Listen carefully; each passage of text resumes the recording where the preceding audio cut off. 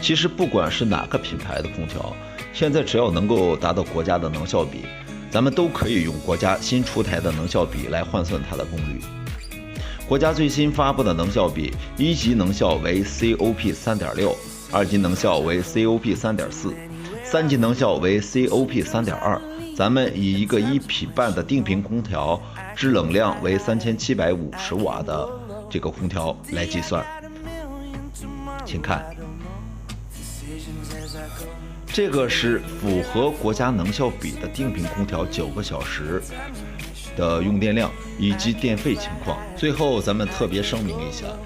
以上呢只是定频空调的用电量，如果是变频空调，它的用电量是有所不同的，参数也不一样。总的来说，就是变频空调肯定要比定频空调要省一些电，因为变频空调它是根据室内的环境温度以及设定温度来决定空调运转的频率。简单来说，就是变频空调高频的时候用电量要大一些，低频的时候用电量要小一些，